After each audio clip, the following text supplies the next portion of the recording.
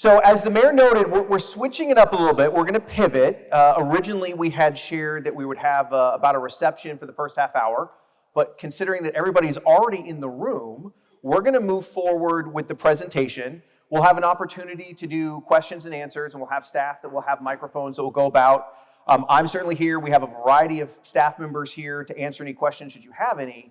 Then we will adjourn, and our council members will go out in the hallway in their designated balloon stations should you want to have another conversation with them. For any of those that have attended a council meeting, you always know that there is that barrier between you as the resident and our council, whether it's the podium and the dais, and you're limited to 3 minutes and you can't actually have a conversation. So this entire format is really designed to engage you as the community so that you have an opportunity, maybe for the first time, to talk to your elected leaders.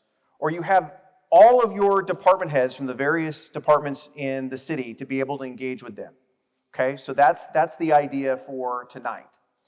So as we look ahead, I'm sure most of us are concerned and have some questions about what's going to happen to Benicia when April comes and the Valero Benicia refinery officially idles. But I want you to take a moment and appreciate, while that is a significant challenge, to be clear, likely the largest, most significant challenge this community has faced since the 1960s when the arsenal closed.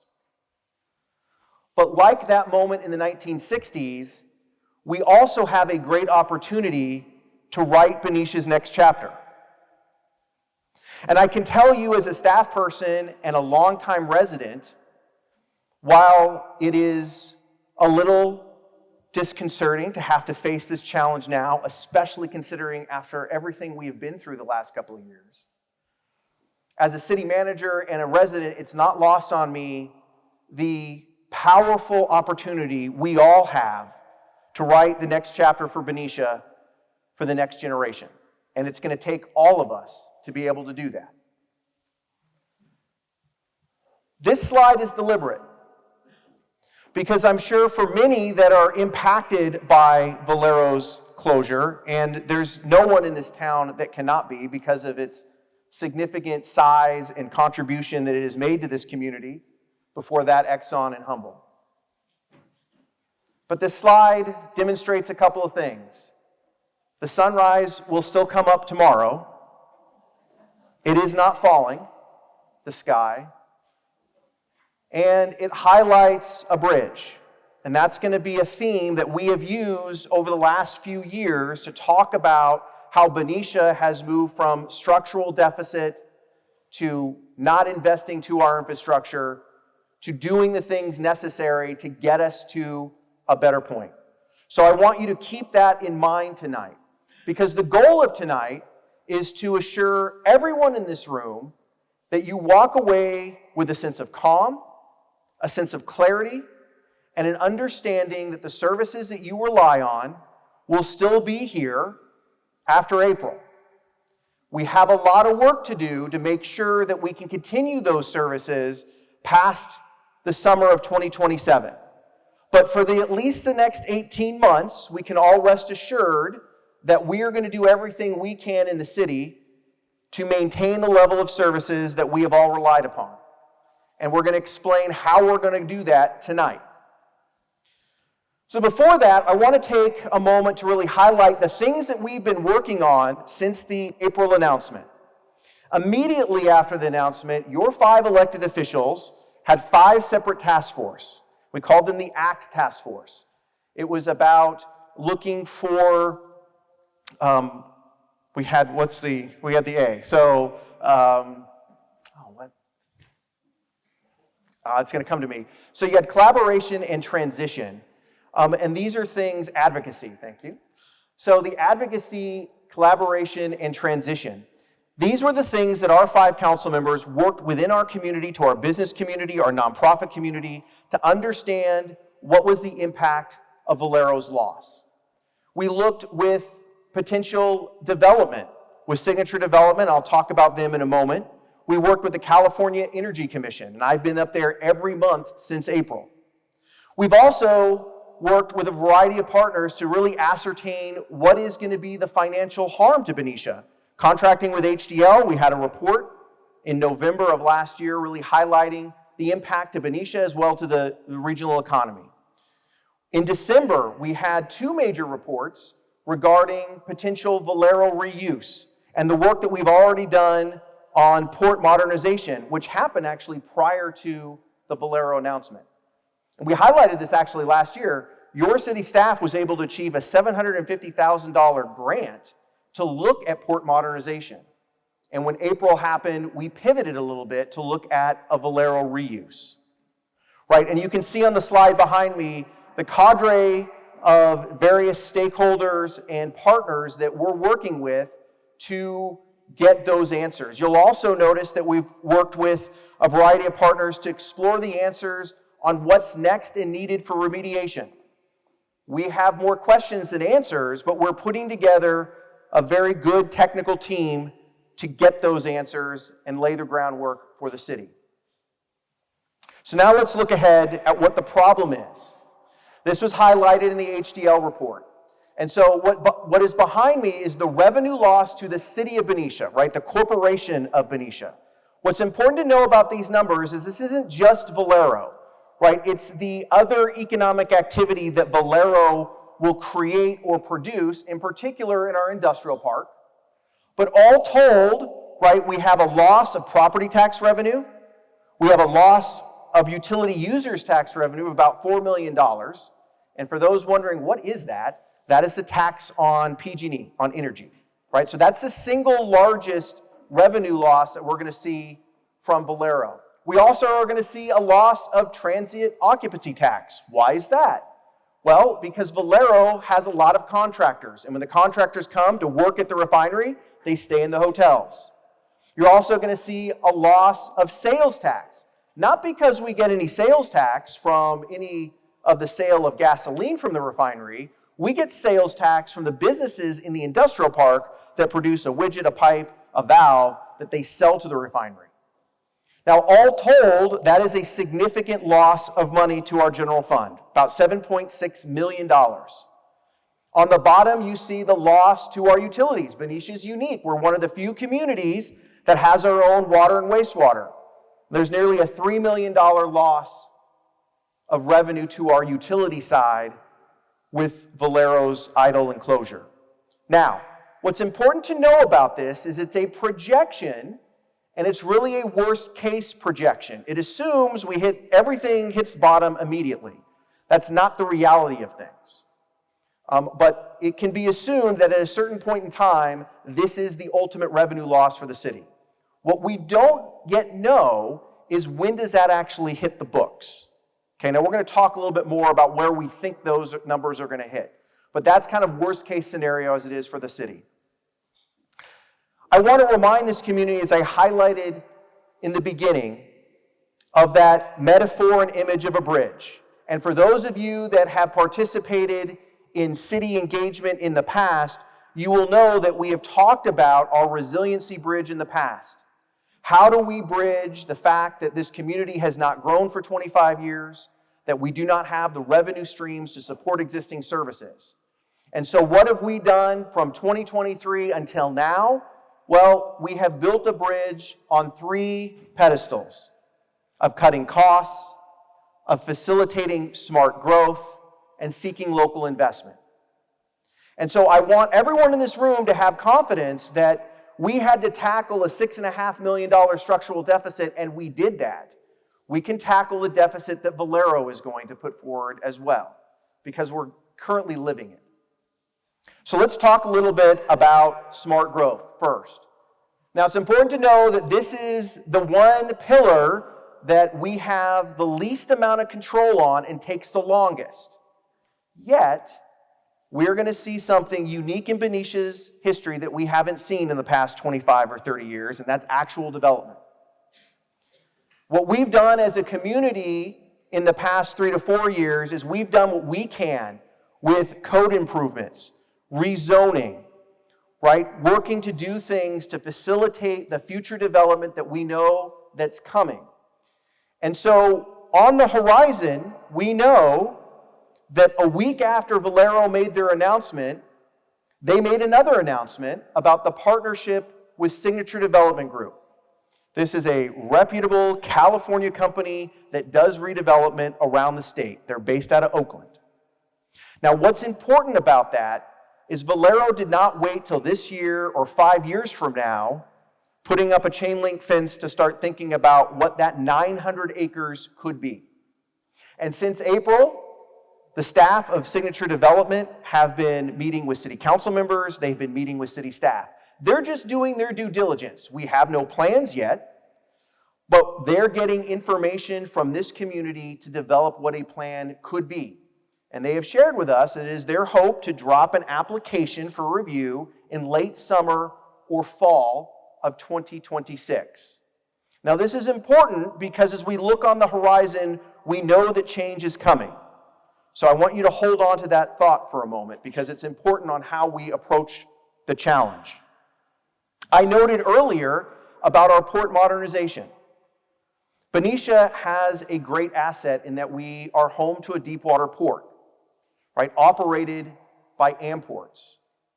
Now, we think, and we're using other monies, not City of Benicia money, $750,000, to work with Amports to evaluate what type of investments, what type of change or improvements and capital projects can be done to that port to expand the operation of that port.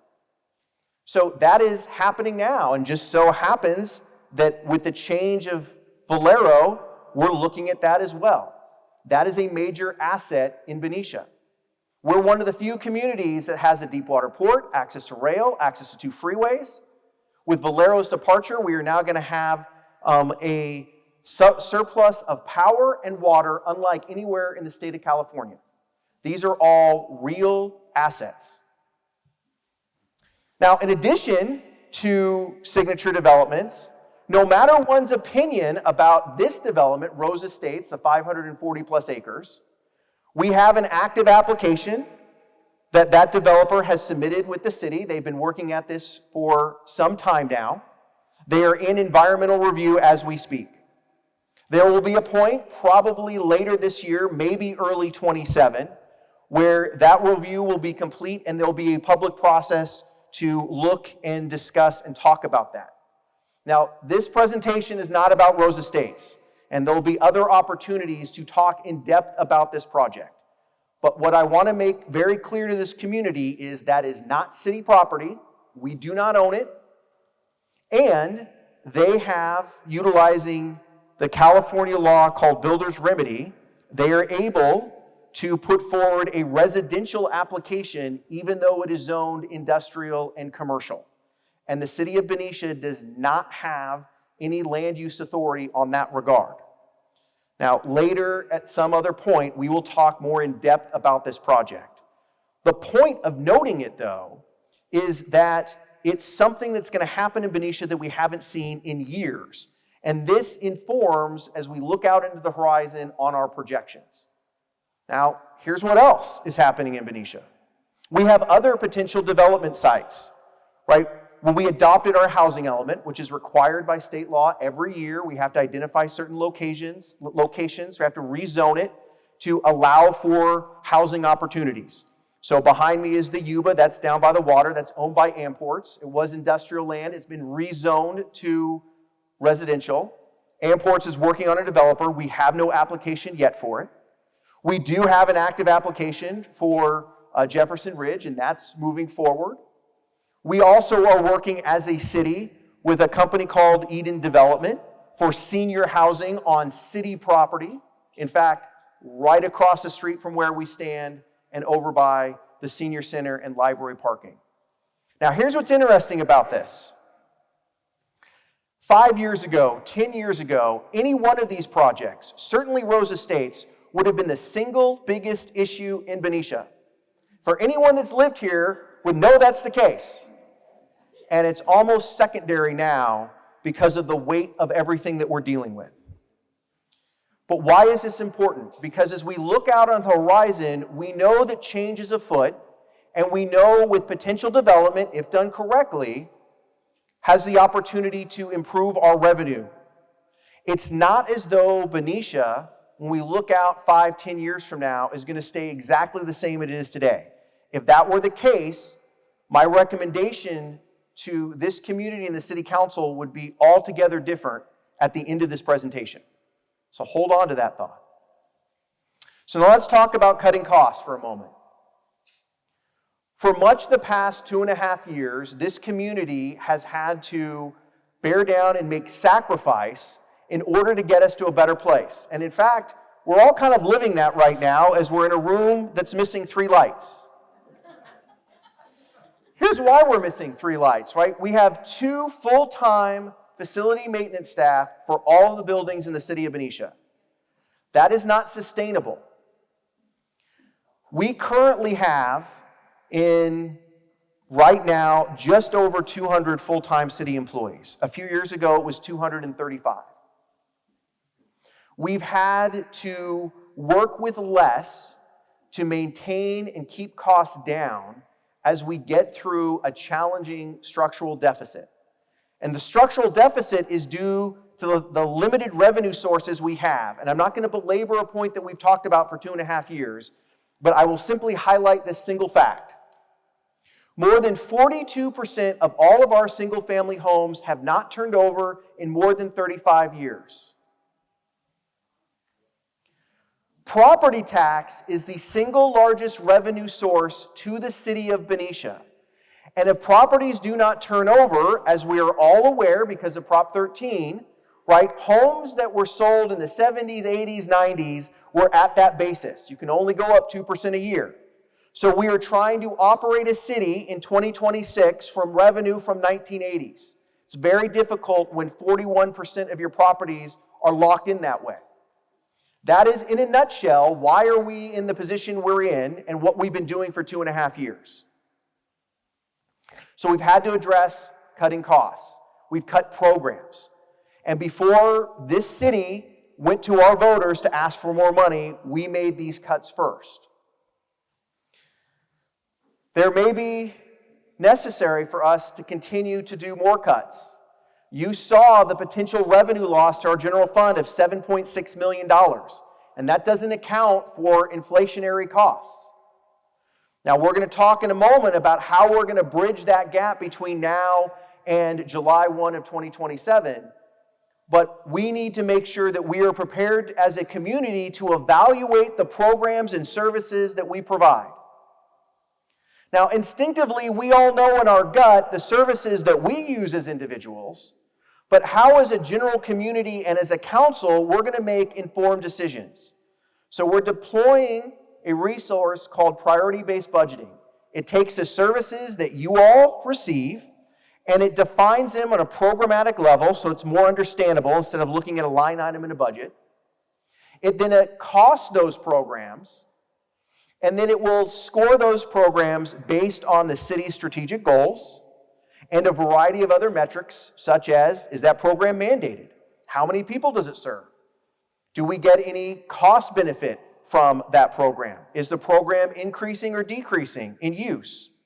So you have some data points as a community to evaluate whether or not that program is essential and we have to keep it, or do we have to retire that program? That will indeed be a very difficult exercise. And that is an exercise that will begin late fall of this year. We will have that list for the community to look at. You'll understand the cost, and you'll understand the scoring, and you will help to develop the scoring. Why is that important? Because as we turn the corner into the spring of 27, your city council will have to adopt the next 2-year budget, the 2027 to 2029. And they will be armed with the information that you help to provide on what programs are most essential. And ladies and gentlemen, I can tell you it's going to be a very, very difficult exercise. Our budget is $62 million. You subtract $8 million from that, and you pull back what's mandated, and a variety of other programs and costs, it's going to be hard. But our job as city officials is to provide you that information and to provide you all the paths possible to protect Benicia. And that's what we're going to start doing tonight.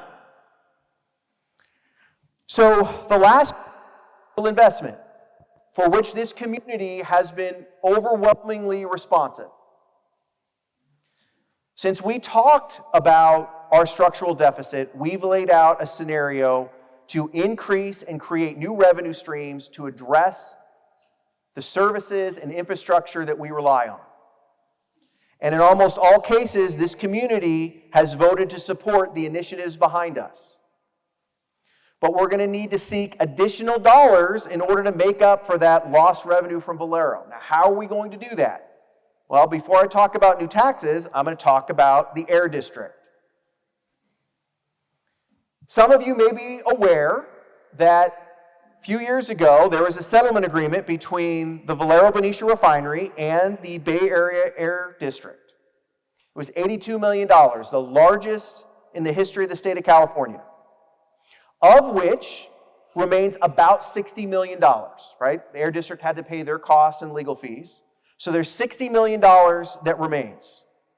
And the Air District has adopted new policy where they want to invest those dollars into the impacted communities. And for months now, your elected officials, in particular Mayor Young, who's a board member on the Air District, has worked with staff, including our supervisor, Monica Brown, who I see is in the audience, she too is on the board, have worked with staff to develop guidelines so that the city of Benicia and other entities can apply for those grant funds. And I'm going to be very candid on how we're going to go about doing that. The Air District has 3 types of grants. A catalyst grant, for which there's $40 million, and it can only be invested in Benicia, not just the city of Benicia, but the community of Benicia. There's an opportunity grant, and there's a seed grant. The opportunity grant, about $5 million, and the seed grants are $100,000. Those can be impacted communities, and other communities like Martinez and Vallejo and Antioch and Pittsburgh are eligible to apply. So that's the groundwork for the Air District. And I will put a plug out on the 18th of February. They will be doing a webinar on those grants.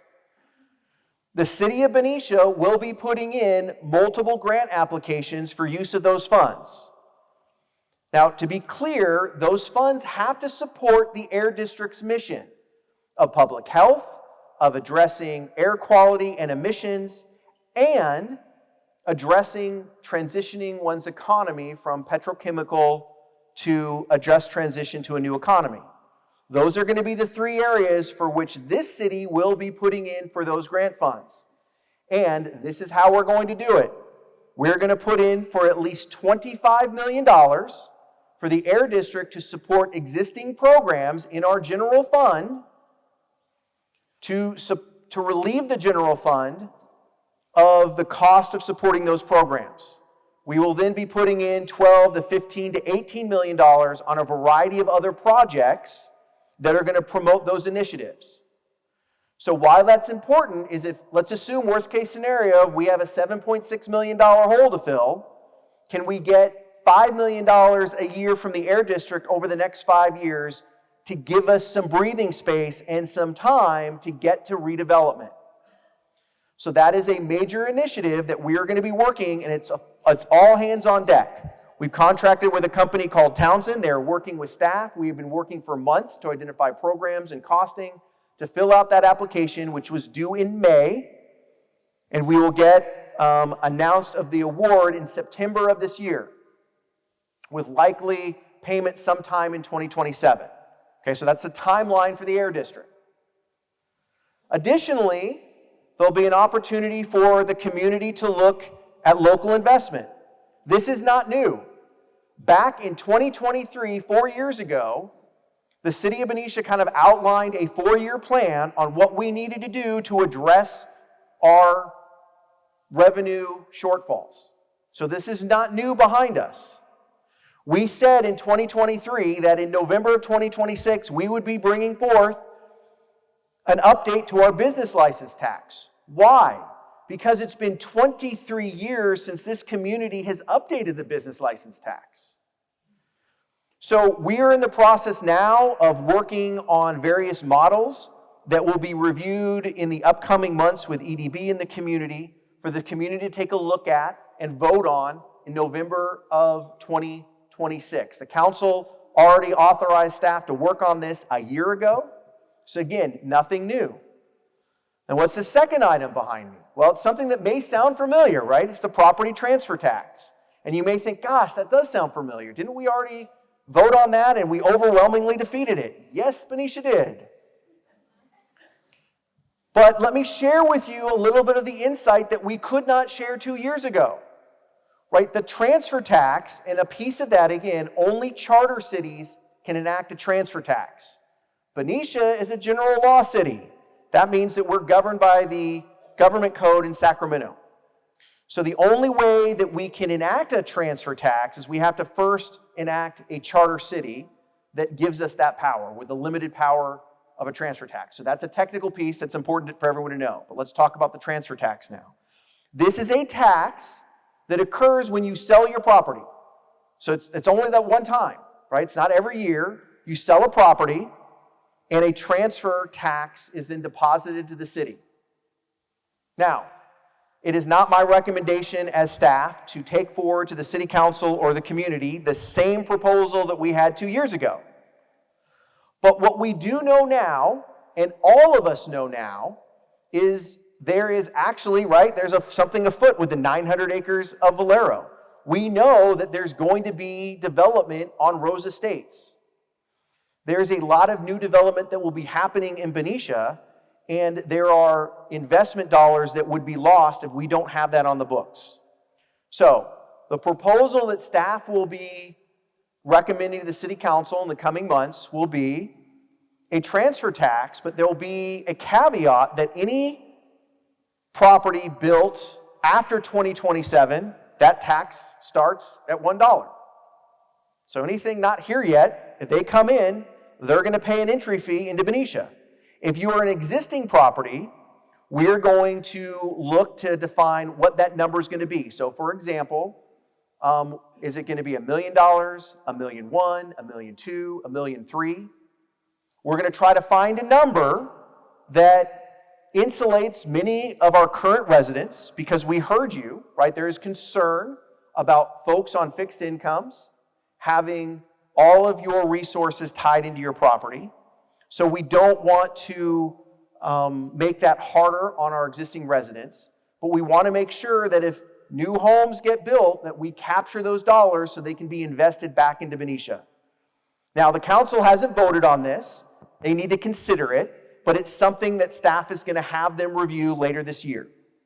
This is important because that's an opportunity for this community to identify new revenue to support our existing city and operations in November. So, here's the timeline. How are we going to get there? We are going to, for this upcoming fiscal year that begins July 1st of 2026 and it goes to June 30, we're going to take forward to City Council use of our fiscal reserves for uncertainty. So behind me, you see the slide, a budget of $62 million. We have $11 million, about 20% as a fiscal uncertainty reserve.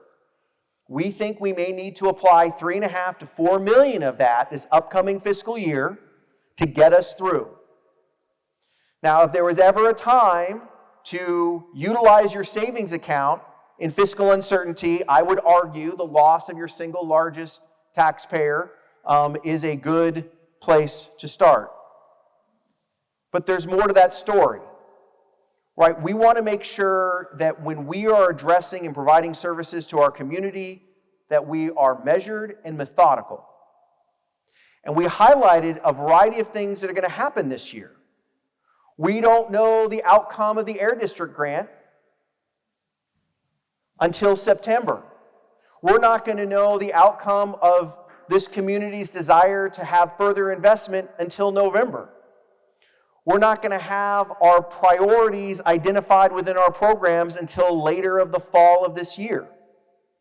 And we don't really know what the actual loss of revenue is from Valero. Having a year or 9 months will provide that clarity.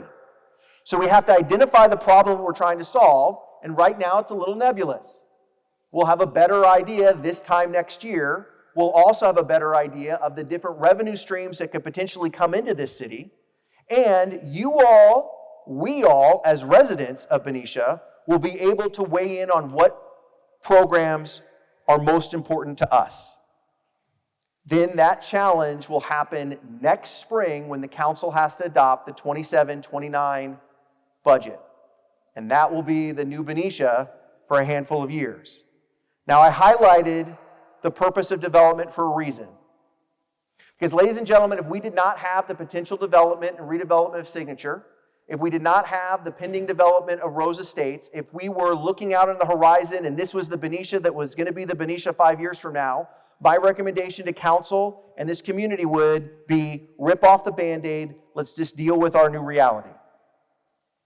But our reality where we sit is not the future of Benicia. We are going to change.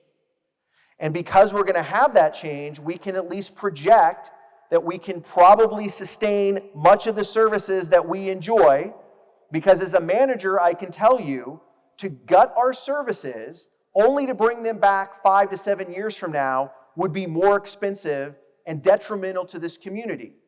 And I will further say, it is not my job, it is not the job of your city staff or your elected officials to adopt a budget for the sole purpose of approving a spreadsheet that has a balanced budget for 1 year. Our job is to provide city services that you can rely on.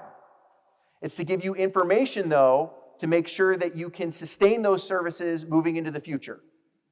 So what I've laid out and what I want you to leave here tonight is a sense of calm and confidence that come April, when you call 911, someone will answer the phone. Police and fire will respond. We will have staff to take care of potholes and our parks and open this building, the library. And we're going to have time to really be thoughtful on what is the community that we want in the future. And my ask of you is to do two things. For those that are in this room, you need to tell this story to your friends and neighbors. We all have that responsibility to share that information. And for those of you that are passionate about this community and the services that you enjoy, it is your call to action. We can do so much as your city staff and your elected leaders. It's going to take you as individuals and community groups to come together and hold up that pen and write Benicia's next chapter. So at this point is your turn to talk.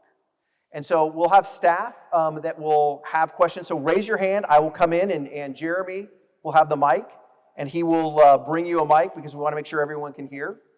And so we're going to do just questions and answers, and then what we'll do is we'll break, and then we'll allow you to spill out and then interact with members of council and staff. Okay, so that's how the rest of the program will work.